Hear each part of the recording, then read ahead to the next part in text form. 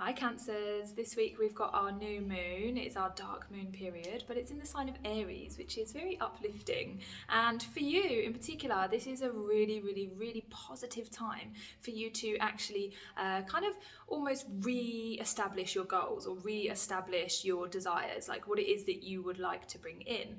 In relationships, this is a time for you to think about the future, to think about commitments. And so this is stuff that's on your mind quite a lot. Since we've stepped into this new astrological year, it's almost like you're thinking ahead a lot more, whereas before you were kind of just like stuck in the motions, going through the motions.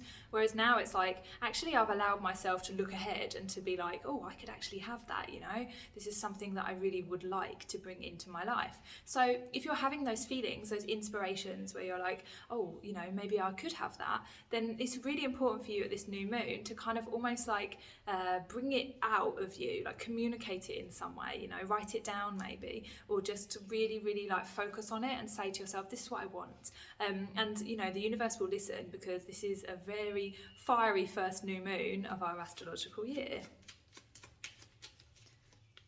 Okay, so your cards are the Queen of Pentacles and the Ace of Cups, really nice. So for some of you, there is new love on the horizon, whether that is in your current relationship or, if you're single, might be somebody coming in. The Ace of Cups is always like this new kind of feeling of like love stirring. This can also mean that, you're starting to have a lot more self-love as well. You're starting to feel a lot more grounded in yourself. You're starting to feel a lot more confident, and, like the world is actually perhaps going to give you some of the things that you want eventually. So this is a really important time for you to listen to those and to take this as truth.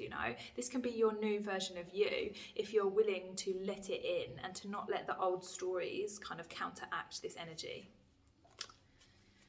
So let me know if it resonated. Otherwise, have a fabulous new moon, and don't forget to subscribe. See you next week.